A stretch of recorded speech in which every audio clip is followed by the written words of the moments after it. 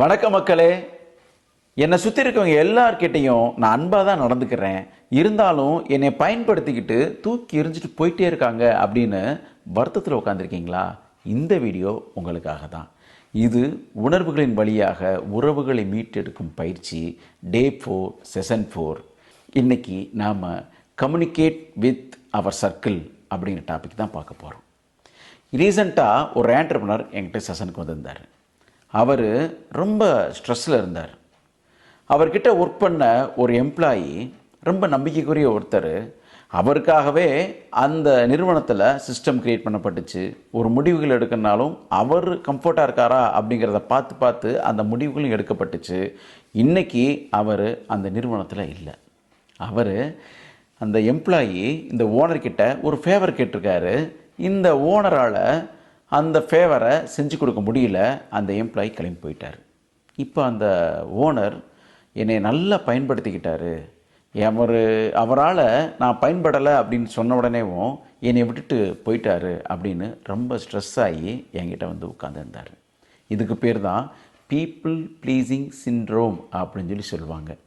ஒரு முடிவு எடுக்கும் பொழுது அடுத்தவங்களை முன்னிறுத்தி நான் முடிவெடுக்கிறது. அதாவது அவங்க மகிழ்ச்சியாக இருப்பாங்களா, நாம் இந்த செயல் செய்கிறதுனால அவங்க சந்தோஷமாக இருப்பாங்களா, நான் இந்த விஷயம் பண்ணுறதுனால அவங்க எல்லாரும் என்ன நினைப்பாங்க அப்படின்னு நினச்சே என்னுடைய செயலோ என்னோடய முடிவோ இருந்துச்சு அப்படின்னா இதுக்கு பேர் தான் பீப்புள் ப்ளீஸிங் சிண்ட்ரோம் அப்படின்னு சொல்கிறாங்க. இதுக்கு என்ன பண்ணலாம் அப்படின்னா செட் மைக்ரோ பவுண்ட்ரிஸ் அப்படின்னு சொல்கிறாங்க. இதுக்கு தீர்வு என்ன? நம்ம அவங்களோட லிமிட் என்ன அப்படிங்கிற விஷயத்தை தெரிஞ்சுக்கிட்டு அந்த முடிவுகளை நம்மளோட செயல்களை செஞ்சோம் அப்படின்னா இந்த பிரச்சனைக்கு நம்ம ஆளாக மாட்டோம். ரைட்டுங்களா? இன்றைக்கி நம்மளோட பயிற்சிக்கு போவோமா?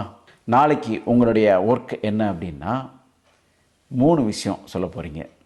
அதாவது அந்த நபர் உங்களை பயன்படுத்திக்கிட்டாருன்றதை எப்போ கண்டுபிடிச்சிங்க 1.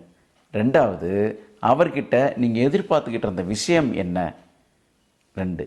3வது, இனிமேல் அந்த நபர்கிட்ட உங்கள் லிமிட் எந்த அளவுக்கு இருக்க போகுது, பவுண்ட்ரி எப்படி செட் பண்ண போகிறீங்க அப்படிங்கிற அந்த 3 விஷயத்தையும் எழுதி எனக்கு அனுப்புங்க. பயிற்சி செய்வோமா?